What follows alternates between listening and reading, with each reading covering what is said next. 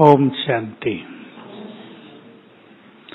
मुरली की एक बात से शुरू करते हैं। आज संसार में बहुत बड़ी समस्या है, घर घर में। कौन सी? आप में से भी कईयों के घरों में होगी। बताओ, बोलो। और कुछ नहीं करते? नहीं, वो अलग चीज। घर घर में समस्या टकराव की, आपस में बनती नहीं। क्योंकि दो खेल इस समय सृष्टि पर चल रहे हैं। एक कर्मों का प्रभाव, उससे कोई बच नहीं सकता, उसमें संपूर्ण न्याय है। कोई कहे बाबा को मैं तो सुना दिया और छूट गया। सुनाने से केवल हल्के होते हैं, छूटते नहीं हैं। एक खेल चल रहा कर्मों के हिसाब किताब लेने और देने का, और दूसरा खेल बहुत चल रहा उसी के कारण संस्कारों के टकराव का। घर घर में चल रहा है। जिस घर में नहीं चल रहा वो बहुत भाग्यवान, उसमें सभी पुण्य आत्माएं इकट्ठी हुई हैं। आगे मैं नहीं बोलूंगा उल्टी बात। जिनमें चल रहा है वो खुद सोच लें। तो क्या कहा बाबा ने इसका समाधान? अब बोलो, जो इसका उत्तर देगा वो बुद्धिमान।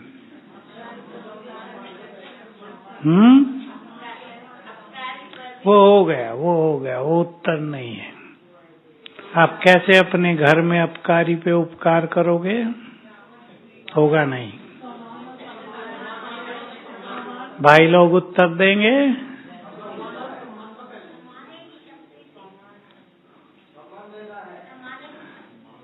अब घरों में सम्मान देने की बात भी थोड़ी हल्की पड़ती है।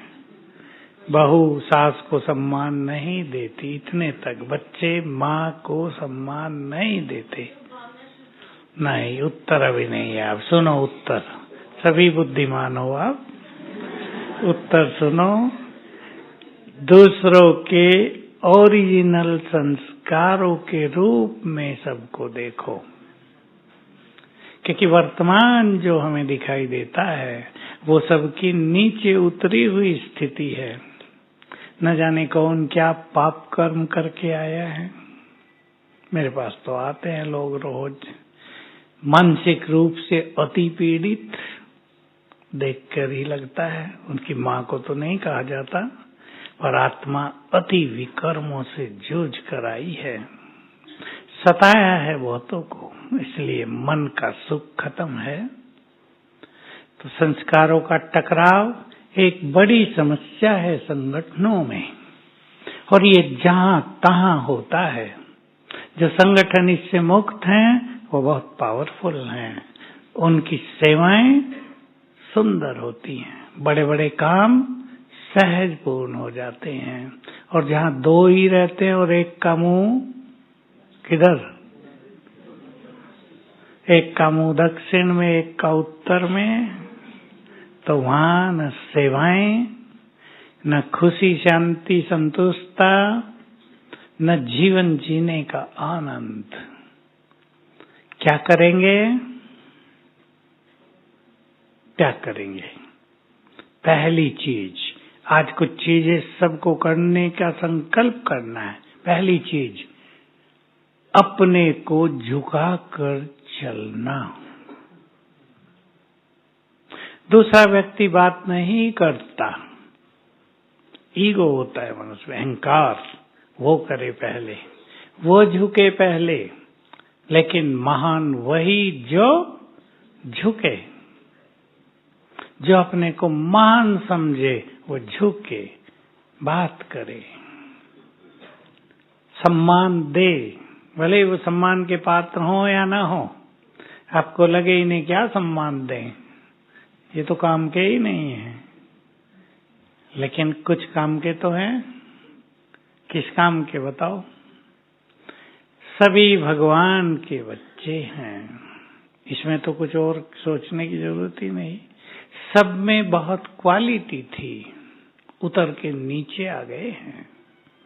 सबके मूल स्वरूप को देखो, चिंतन करना है उस पे, केवल देखना नहीं, चिंतन। एक समय था ये भी देवता थे, तब ये बहुत सुखी थे, सुखदायी थे, इनके संस्कार बहुत सुखदायी थे, संपूर्णता थी। चिंतन करेंगे ऐसे। फिर जो बहुत अच्छे पुरुषार्थी हैं उन्हें एक अभ्यास करना, दिन में 2-3 बार भी कर लें।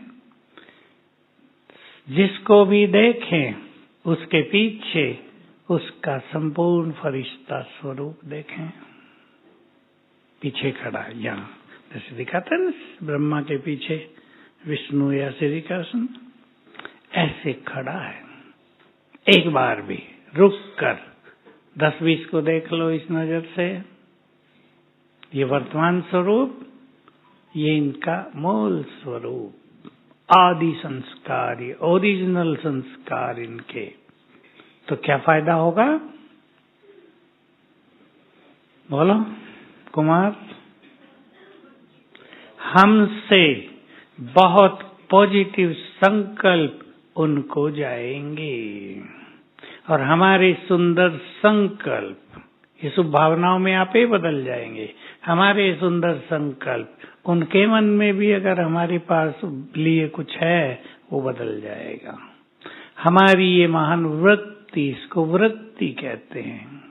वृत्ति, किस नजरिए से हम दूसरों को देखते हैं, क्या एटीट्यूड है हमारे मन में। समझ गए ना वृत्ति किसे कहते हैं? हम देख रहे ये व्यक्ति बहुत गंदा है, ये बदलेगा ही नहीं, बहुत पापी है, ये हो गई निगेटिव वृत्ति। ये भगवान के बच्चे हैं, ये कभी देवता थे, इनमें बहुत खूबियां हैं, ये हो गई पॉजिटिव वृत्ति। शुभ भावनाओं की वृत्ति से बन जाएगी तो टकराव समाप्त होगा। घरों में आप जिसको भी बदलना चाहते हैं, मैं माताओं की समस्याओं का उत्तर दे रहा हूं 3 मिनट में। आपका पति शराब पीता है, बच्चा शराब पीता है, उन पर ये प्रयोग करके देखो। प्रयोग क्लियर है माताओं को? पीछे वाले बताएं, हाथ उठा के उत्तर दो। नहीं क्लियर है अभी। आपके घर में किसी को गंदी आदतें हैं, 4-5 लोग ऐसे आ गए इस ग्रुप पे नीचे, माताएं आई, भाई जी, पति गैम्बलिंग, जुआ खेलता है, सब नष्ट कर दिया। एक तो आज ऐसी आई, सब कुछ नष्ट कर दिया। मेरे जेवरों पे नजर थी, मैं अपनी माँ के घर छुपाई, घर बेच दिया, मेरी माँ का घर भी बेच दिया। मैंने कहा तुम्हारी माँ का घर उसने कैसे बेचा? जाके लड़ाई कर दी, बेचो, मुझे पैसा चाहिए। मैंने कहा अब नंबर किसका पता? वो सोचने लगी किसका है। मैंने कहा अब तुम्हें बेचेगा। मैं हंसी की उससे, कहा उसे छोड़ के माँ के चली जाऊं। चली जाओ। इतना बुरा हाल। ऐसे में उस व्यक्ति को आधा घंटा योगदान देना और उसके मूल स्वरूप में देखना। माताओं ने समझा या सो रही हैं?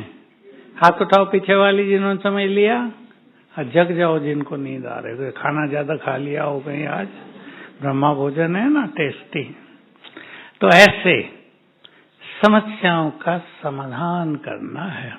समस्याएं पति में जा रही हैं और समय, आज की मुरली से समय की रफ्तार बहुत फास्ट है, ये हमें पता नहीं चलता। जैसे संसार में जो लोग सुखी हैं उनसे विनाश की बात करो, वहां ये हो गया है, तो होता ही रहता है। उनको तब पता चलेगा जब उनके ऊपर आ जाएगी कुछ, अरे भाई बड़ा बुरा समय आ गया, तो विनाश के दिन आ गए, बड़ी खराब दुनिया हो गई। तो मनुष्य जब तक खुद भुगते नहीं, उसको संसार की बुराइयों का पता नहीं चलता। पर मैं उस माता को देख रहा था, आज उसके बच्चे बेचारे, उनको पढ़ाई लिखाई कुछ नहीं रहा। देखो, एक व्यक्ति ने पूरे परिवार को समस्याओं में डाला हुआ है ना। तो ऐसे में अपनी स्थिति को संभालना है। और एक चीज सभी को पक्की कर देनी है आज से, हम अपनी स्थिति को ठीक रखेंगे, परिवारों की सारी परिस्थितियां बदल जाएंगी। रिपीट करो माताएं अपने मन में।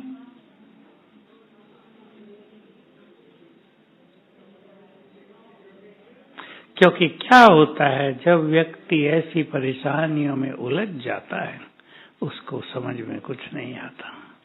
हम जानते हैं इस बात को अच्छी तरह, इसलिए उन बहनों पर मुझे बहुत दया आती है।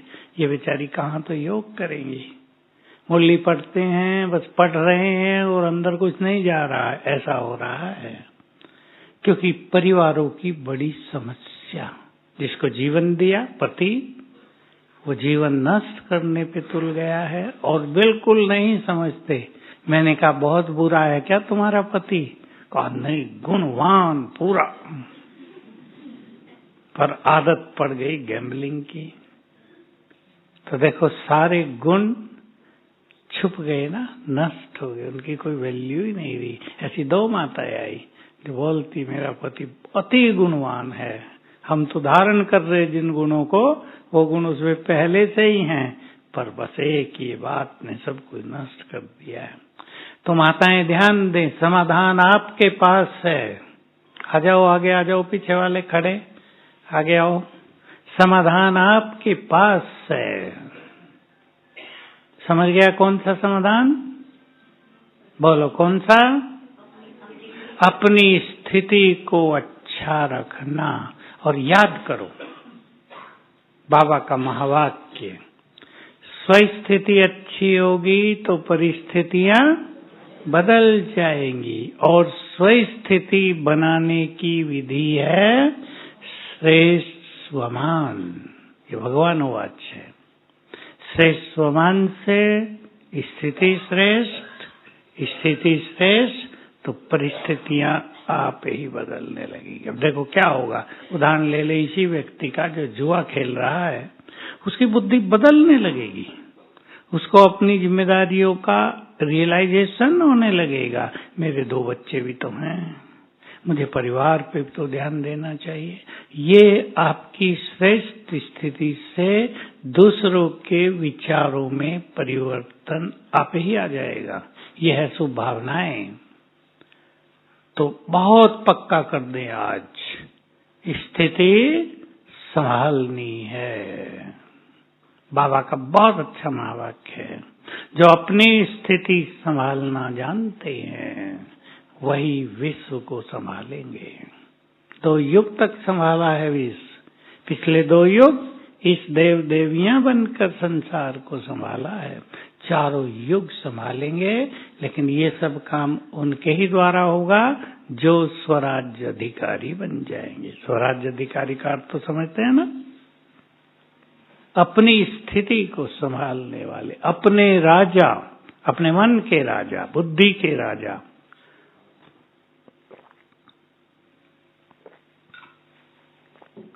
ये तो रही दूसरों के टकराव की, लेकिन यदि हम टकराते हों क्या करेंगे?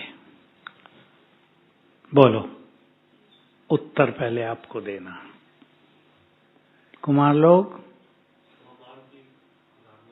हम स्वयं टकराने लगे। पहली बात तो वही, बुद्धिमान वही है जो अपनी सूक्ष्म कमियों को भी जानते हों। जो नहीं जानते लोग टकराते रहते हैं और अपने को राइट समझते रहते हैं।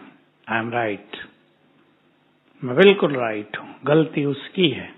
पर उसे पता नहीं कि तुम टकरा रहे हो, ये बहुत बड़ी गलती हो रही है, चाहे किसी की भी गलती हो। इससे सेवाओं पर बुरा असर हो रहा, परिवारों में अशांति हो रही, सबकी बद्दुआएं मिल रही हैं। मिलेंगी या नहीं? घरों में कभी कभी एक ही व्यक्ति सबको परेशान कर देता है। दूसरी बात पे ध्यान देंगे इसी के साथ आज की मुरली से, जहां भी तुम हो वहां क्या हो? रौनक।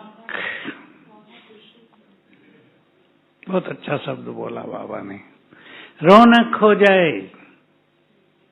जिस सेंटर में हम रहते हो वहाँ रौनक, जिस घर में रहते हो वहाँ रौनक, जिस डिपार्टमेंट में काम करते हो वहाँ रौनक। रौनक माना बहुत खुशी और आनंद का माहौल, जहाँ सबको जीने का मन करे, जहाँ सब हल्के रहें, कदम भारी न हो जाएं। आजकल ये सबसे नहीं हो रहा है, हमें करना है। एक व्यक्ति भी परिवार में ऐसा है जो घर के वातावरण को भारी करता है, प्रेशर बनाए रखता है पूरे परिवार पर। हमें उसको समाप्त करना है। कैसे करेंगे? बोलो। अब एक व्यक्ति है, घर में आपका बड़ा है, आपका ससुर है मान लो, और वो ऐसा है उसका व्यवहार कि सब उससे डरते हैं और घर में प्रेशर बना हुआ है। बच्चे, घर की बहनें इंतजार करती हैं ये घर से बाहर जाए तो हम एंजॉय करें लाइफ को। आ गया, आ गया। ऐसे लोग हैं, बहुत घरों में हैं ऐसे लोग, डरा के रखते हैं। जो दूसरों को डरा के रखते हैं वो, अब ये बहुत अच्छा उत्तर है दो, वही आजकल डरे हुए हैं।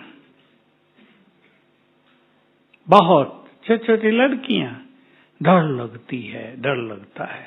आज तो एक लड़की आई, पढ़ती है, बीए कर रही है, कहा अंदर ही अंदर ऐसे ऐसे होता रहता है, क्या करूं? भय, पढ़ाई का भय नहीं, फेल पास होने का डर नहीं, भय, अनचाहा भय, ये उन लोगों का है जिन्होंने दूसरों को बहुत डराया है पूर्व जन्मों में। इसलिए हम किसी को डराएंगे नहीं। या बच्चों को डरा के रखेंगी माताएं? डराना पड़ता है, टीचर को भी थोड़ा बहुत डराना पड़ता है स्कूल में। आजकल तो खत्म हो गया खेल, लेकिन थोड़ा बहुत, लेकिन प्यार भी तो करती है माताएं, डराती थोड़ा ही है। तो डरा के अच्छा बनाना और प्यार दे के उनकी योग्यताओं को और निखारना, ये बहुत जरूरी होता है। तो देख लें, हम तो कहीं टकराव का कारण नहीं बनते हैं। इधर बुला देने, हम तो नहीं टकराते। टकराव किसके कारण आता है? बोलो। टकराव, एक दो बात निकाल लो, टॉपिक तो अलग है ये। अहंकार के कारण, मेरी बात सब सुने, एक्सपेक्टेशंस के कारण, छोटी मोटी कामनाएं, क्रोध के कारण, ज्यादा इच्छाओं के कारण टकराव की स्थिति बनती है। स्वमान में रहने वाले सबको सम्मान देंगे। मुरली में बहुत आया आज भी। हम एक दूसरे को सम्मान देने को अपनी नेचुरल रॉयल्टी बना लें। देखो आजकल हम जाते हैं ना, आप लोग भी जाते हैं, पुलिस वाले छोटों को भी सर कह के बात करते हैं, उन्हें सिखा दिया गया है। पुलिस से लोग डरते ही है ना। डरो नहीं, मददगार हो तुम लोगों के, उनकी समस्याओं का हल करने वाले हो। डराओ नहीं। वो भी थोड़ा सम्मान देना सीखने लगे। गड़बड़ भी हो रही है एयरपोर्ट पे तो कहेंगे सर ऐसे नहीं, ऐसे करना पड़ेगा। तो देखो, सम्मान की भाषा उन लोगों के लिए भी मन में प्यार पैदा करती है ना। तो हम कोशिश करेंगे परिवारों में हम कहीं टकराव का कारण न बने। और एक छोटा सा फॉर्मूला रखेंगे, प्रसिद्ध है भारत में, एक ने कहा दूसरे ने माना, सहज भाव से। इसमें समस्या ये होती है, आप कहेंगे तो कहते ही रहते हैं हमें। आप करते रहो, मानते रहो, और कुछ ही दिनों में स्थिति बदली हुई नजर आएगी। दूसरा व्यक्ति भी सॉफ्ट होगा। हमारे इस आध्यात्म जीवन का मुख्य लक्ष्य ही है अपने को बहुत निर्मल कर देना। जो अंदर का कड़कपन है, जो क्रोध या अहम समाया हुआ है, जो बोल में कड़वाहट है, व्यवहार में गड़बड़ है, स्वीट सॉफ्ट सरल, बहुत निर्मल कर देना। यही हमारे अध्यात्म की अंतिम चरम सीमा है। इसी से आत्मा में आत्मबल बहुत बढ़ जाता है। तो सभी ध्यान देंगे, कल प्रैक्टिस करेंगे सभी के ओरिजिनल रूप को पीछे देखना, और परिवारों में भी 1-2 बार कर लेना और चिंतन भी करना मूल रूप में ये सब कितने महान हैं। आप बाबा को जब देखते हैं, टीवी पे बाबा की मुरली सुनी, देखो मुझे तो लगता है, क्योंकि हमने तो 50 साल बाबा को आते देखा, इस हॉल में भी, छोटे में भी, ओम शांति भवन में, नीचे। अब जब टीवी पे सुनते हैं ऐसा लगता है बाबा बैठा है सामने। आपको कैसा लगता है? फील ही नहीं होता। सामने बैठे स्टेज पे उन्हें कोई देखता ही नहीं, क्योंकि उन्हें देखने थोड़े बैठे वहां, भगवान बैठा है, उसकी उपस्थिति रहती है, उसके वाइब्रेशंस, उसकी डिवाइन एनर्जी फैली रहती है चारों ओर। मैं तो हर बार ये अनुभव करता हूं। इसलिए मेरा लक्ष्य रहता है, और वही आप सबका हो, कि 2 घंटे पूरी तरह से बाबा की एनर्जी स्वयं में भरनी है, चाहे आप यहीं क्यों ना हो। पूरी तरह से अलौकिक एनर्जी स्वयं में भरनी है, और रोज मुरली के समय भी भरनी है। रोटी वाली माताओं को मुरली सुनने को मिलती है या तब काम होता है? मिलती है कभी कभी। मुरली सुनने जाओ, जो कुछ बाबा कह रहा हो उसे साथ साथ गुड फीलिंग में लाओ। बाबा की मुरली में आया बच्चे, तुम्हें अपार खुशी होनी चाहिए, भगवान पढ़ा रहे हैं। इस फीलिंग में आ जाओ कुछ क्षणों के लिए। ये फीलिंग बहुत बड़ी एनर्जी देगी, और ये एनर्जी जन्म जन्म हमारे साथ चलेगी। सकाश देने की बात बाबा ने कही है। कौन है हम सभी? पूर्वज और पूज्य। और स्थान कहाँ है? नीचे सबसे, जड़ों में भी और तने भी हम ही हैं। तना तो जैसे मकान का पिलर होता है, बीम डालते हैं ऊपर, देखो इन्हें बीम कहते हैं ये, और पिलर इधर इधर 5-7 लगे हुए, यहाँ मजबूत हो जाती है बिल्डिंग। हम कल्प वृक्ष के ही पिलर हैं, स्तंभ, जिन पे कल्प वृक्ष आधारित है। किसी पेड़ का टहना मोटा हो, जैसे पीपल के पेड़ का बहुत टहना मोटा, बड़ के पेड़ का, उसमें तो वो निकली रहती है, कितना मजबूत, कितना भी तूफान चले वो गिर नहीं सकता। हम जो तने हैं, जितने मजबूत हम होंगे उतना ही मजबूत कल्प वृक्ष रहेगा। अब कलयुग का अंत, दोनों चीजों पर विचार करो। कलयुग के अंत में सभी धर्मों की स्थिति कमजोर, तामसिक हो गई। धर्म रहे ही नहीं, नाम रह गया केवल। किसी भी धर्म वाले से पूछो जो धर्म के लिए उछलते कूदते हैं, कि अपने धर्म के 8 सिद्धांतों का भी पालन करते हो, सारे पीछे हट जाएंगे। उन्हें ये पता ही नहीं धर्म के सिद्धांत क्या हैं। किसी को पता है? बुरा न माने तो कह दो। भारत में सनातन धर्म के लिए कुछ दिनों से बात बहुत चलती है। जब से राम मंदिर बना अयोध्या में, लड़ने आते हैं लोग, तुम सनातनी नहीं हो, तिलक नहीं लगाते। वो समझने के मूड में तो होते नहीं तिलक कौन सा है असली। उनसे पूछ लेना, सनातन धर्म के 8 सिद्धांत बताओ, और तुम उन्हें कितना पालन करते हो बताओ। हिंदी में कहावत है, बंगले झांकने लगेगा। जो आचार्य हैं सनातन के, उनको भी नहीं पता। और अगर दूसरा प्रश्न पूछ लो, सनातन धर्म की स्थापना किसने की थी? किसी को पता नहीं। थोड़ा बहुत उत्तर भी दें तो पूछो कब की थी, उसके सिद्धांत बताओ। जो कुछ उसमें है वो तो किसके जीवन में है? हमारे जीवन में है। चुप हो गई बहनें, बोल नहीं रही। है या नहीं? मोटा बाहर का तिलक लगाने से तो कुछ मिलता नहीं, असली तिलक लगा हुआ है। कौन सा? आत्मिक स्थिति का तिलक। भगवान के आगे हाथ जोड़ के पैर छूने की तो बात ही नहीं रही, वो हमारा हो गया है, उससे हम जुड़ गए, उसके हो गए। ये किसी सनातनी को पता है? पता है किसी को? पता ही नहीं। राम के भक्त श्री कृष्ण से भी घृणा करने लगते हैं। तो हम सभी सच्चे धर्म का स्वरूप। दो चीजें मैं कह रहा था, एक धर्मों की वर्तमान स्थिति आप देखो, धर्मों में हिंसा आ गई, लड़ाई झगड़े होने लगे, मेरा धर्म बड़ा, मेरा बड़ा। दूसरी ओर कल्पवृक्ष का चित्र बनाओ, ये जो शाखाएं हैं ये ढीली पड़ गई, और तना, उत्तर आपको देना। तने कौन है? स्ट्रांग है। कौन कौन सी शक्ति है हमारे पास?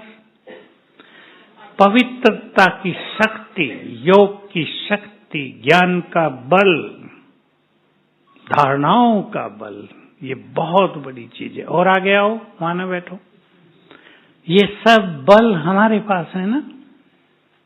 तना मजबूत, शाखाएं ढीली, तो कल्पवृक्ष गिरेगा?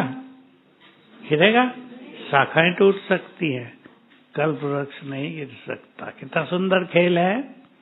तो हमें सवेरे उठते ही बाबा की एक सुंदर बात याद करनी। नोट कर लो, जो अच्छे पुरुषार्थ करना चाहते हैं, डायरी पेन लेके आते हैं, नोट करो कल की मुरली से, परसों की।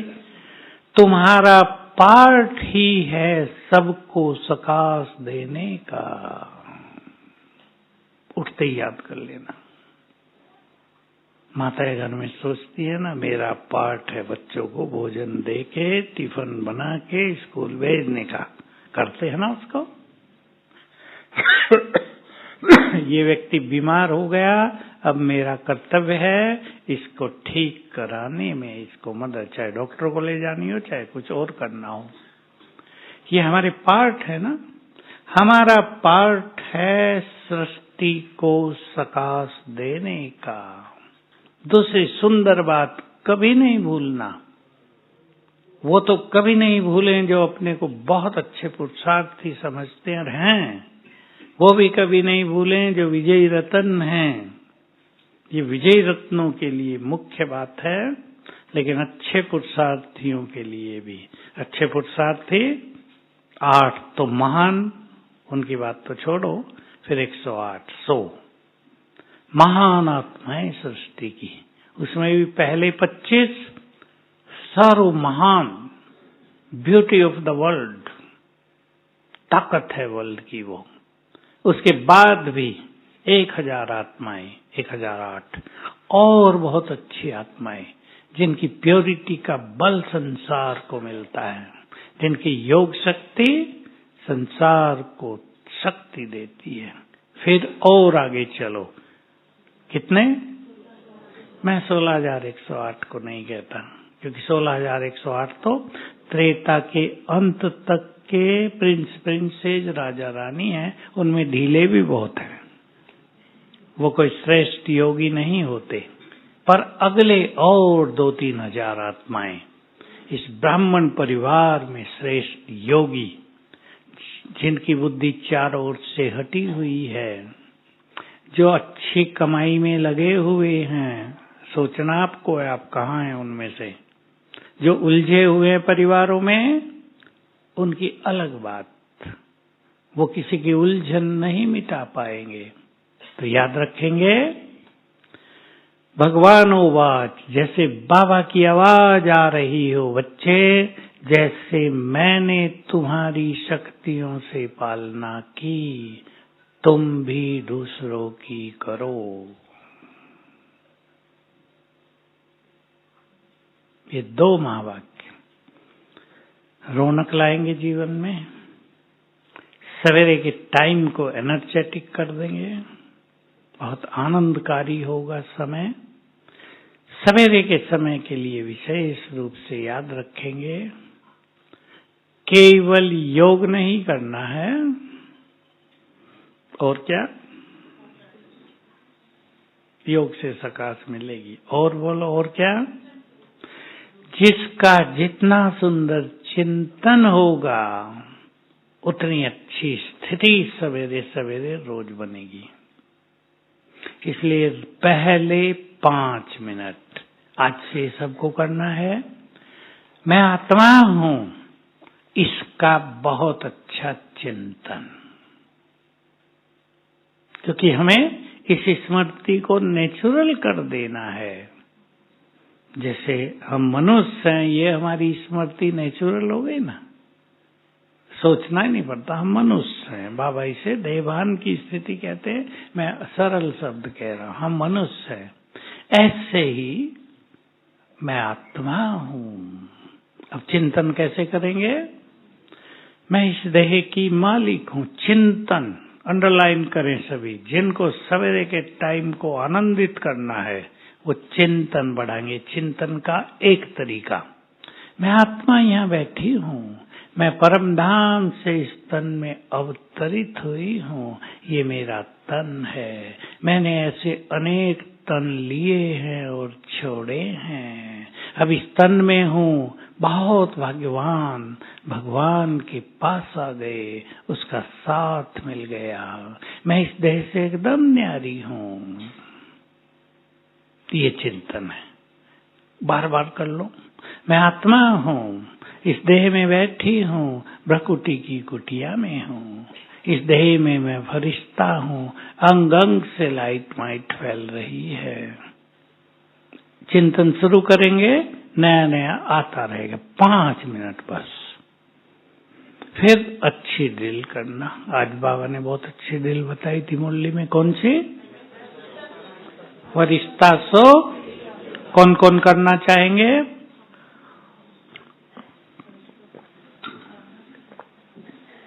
आज से ही शुरू करेंगे। आज से अपने सामने एक साइड में फरिश्ता रूप खड़ा करो, दूसरी साइड में देव स्वरूप चित्र बना दो। सामने हैं दोनों, बस ऐसे ऐसे। इधर मैं आत्मा, इस तन में ब्राह्मण, इसे निकलकर चली।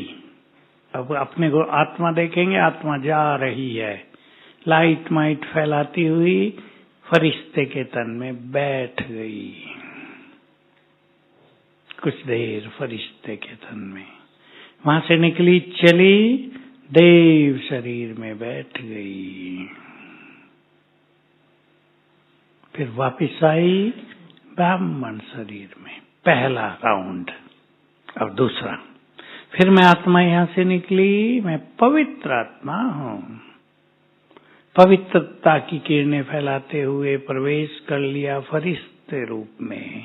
अब मैं पवित्रता का फरिश्ता हूँ, इस धरा पर पावन साम्राज्य स्थापित करने के लिए आया हूँ।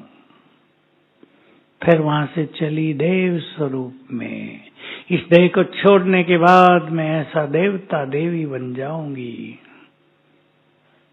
प्रकृति की मालिक होंगी, अथाह धन संपदा होगी, स्वर्ग पर राज करेंगे। फिर वहां से चले यहाँ। 3 4 5 राउंड ले लो चिंतन के साथ। चिंतन बढ़ता जाएगा। मैं फरिश्ता हूँ, धरा से ऊपर, संसार के बंधनों से मुक्त, संसार को देने वाला, संदेशवाहक, निर्भय, बहुत पावरफुल फरिश्ता हूँ। मैं देव स्वरूप, कंचन काया है, लंबी आयु है, दिव्यता फैली है। स्वर्ग का सीन सामने ले आओ। ऐसे चिंतन के साथ ये ड्रिल करेंगे, योग बहुत अच्छा लगेगा। कई लोग ये सोच लेते हैं ये योग थोड़ा ही है। क्या विचार है आपका? ये योग का पावरफुल आधार है। इसी से देखो, एक है हमें योग अभ्यास करना, दूसरा है स्थिति को महान बनाना। अलग भी कर सकते हैं दोनों को, और दोनों जुड़े हुए हैं। जितना योग अभ्यास अच्छा होगा, स्थिति को बनाने का बल रहेगा। जो हम अच्छा करना चाहेंगे वो करेंगे, योग से परमात्मा सुख प्राप्त होने लगेगा, अथाह सुख। कलयुग के बंधन, रोग, शोक हटने लगेंगे। लेकिन ये स्वरूप धारण करते अभ्यास करने से अब जो फरिश्ते के गुण हैं वो जीवन में आने लगेंगे, जो देवताई संस्कार हैं वो जीवन में आने लगे, क्योंकि ये हम है ना, फरिश्ता भी देव भी हम, तो संस्कार बदलने लगेंगे, स्थिति महान बनने लगेगी। इसलिए ये ड्रिल बहुत अच्छी सभी करेंगे, इसका सुख लेंगे। और एक बड़ा फायदा ये ड्रिल करने से ये होता है, एकाग्रता बहुत बढ़ जाती है। एकाग्रता बढ़ी अर्थात योग में हम स्थिर हो गए, अथाह सुख, जिसको अतीन्द्रिय सुख कहते हैं, वो प्राप्त होने लगेगा। रूहानी ड्रिल हमें अलग अलग कर लेनी चाहिए। एक रूहानी ड्रिल और, मैं आत्मा इस देह में, कुछ देर के लिए 10 सेकंड का लक्ष्य रखो। फिर मैं पहुंचा सूक्ष्म लोक में बाबा के सामने, 1 मिनट वहां रहेंगे। बाबा से दृष्टि ली, बाबा का हाथ मेरे सिर पर आ गया, हाथ से शक्तियां देह में फैलने लगी। 1 मिनट लगाएंगे। फिर परम धाम में पहुंच गए, निराकार शिव बाबा के पास, निराकार स्थिति, बैठ गए वहां। बाबा की संपूर्ण एनर्जी मुझ में समाने लगी। फिर मैं आत्मा नीचे आ गई। 3 बार करो। जिनका योग अच्छा नहीं लगता वो 3-3 बार ये कर लें, योग अच्छा लगने लगेगा। 1 मिनट का ट्रैफिक कंट्रोल बचता है। 1 मिनट भी बहुत समय होता है। फरिश्ता सुदेवता ड्रिल कर ले। 3 मिनट का बचता है, तीनों लोकों की ड्रिल कर ले, सैर कर ले, तो बहुत अच्छी अनुभूति होगी। तो सकाश देने को अपना नेचुरल और शक्तिशाली कर्म बनाना है। अभी जहां हम जाएं, हमसे सकाश मिलती रहे दूसरों को। मैंने एक बात कही थी, आपको याद हो, हमारा जीवन ऐसा हो जाए, चलते फिरते सबको सकाश मिलने लगे। ये उससे होगा जिनके पास प्योरिटी का बल बहुत है, जिन्होंने व्यर्थ संकल्पों को समाप्त कर लिया। जितने तक उतने ही वाइब्रेशंस पावरफुल फैलेंगे। प्योरिटी अपनाने के बाद भी कई लोगों का व्यर्थ में समय बहुत जाता है, बातों में, तेरी मेरी में, गिराने चढ़ाने में। उनका प्योरिटी का बल समाप्त हो जाता है। उनकी प्योरिटी रह जाती है 0 वाट का बल्ब, जिसमें पढ़ने में भी कुछ नहीं आएगा, बस अंधेरा नहीं होगा। हमें अपनी प्योरिटी को संसार के लिए बल बनाना है। जो भी आप में से बनाना चाहे, कुमार बैठे हैं ना बहुत, हमने प्योरिटी अपनाई है तो उसको अपनी पावर बनाना है। Purity is the biggest power. Purity संसार के लिए पावर बन जाए, इसलिए और बातों में नहीं जाना है। त्याग किया है। प्योरिटी अपनाना माना बहुत बड़ा त्याग करना। माताओं ने भी अपनाई है, छोटी बात नहीं है। कलयुग में एक बड़ा त्याग है ये। इसको अपनी तपस्या बना दो। जितना त्याग उतनी ही तपस्या होती है। तो हमारा जीवन ही संसार के लिए सकाश हो जाएगा। नेचुरल रूप से हमसे लाइट माइट फैलती रहेगी, जिसमें जितनी प्योरिटी होती है, जितनी स्मृतियां श्रेष्ठ होती हैं, उनकी तरंगे चारों ओर ऑटोमेटिकली फैलने लगती हैं। आप सबके चारों ओर बहुत पावरफुल आभा मंडल है। ओरा कहते हैं इंग्लिश में। बहुत पावरफुल आभा मंडल है आप सबके चारों ओर। जानते हैं ना आभा मंडल? शक्तियों का घेरा। अपने को इस आभा मंडल के बीच में देखा करें। रोज 1 बार कर लें। मेरे चारों ओर पावरफुल हो रहा है, इस आभा मंडल में मैं सुरक्षित हूं। कलयुग के वाइब्रेशंस तो इसको काट ही नहीं सकते, पर हमारा ये ओरा सकाश का निमित्त बनता है। और ऐसा समय आएगा जिनका ये ओरा बहुत पावरफुल होगा। बहने ध्यान से सुने, गंदे लोग आपके पास आएंगे और आपके ओरा में प्रवेश करते ही सरेंडर कर देंगे।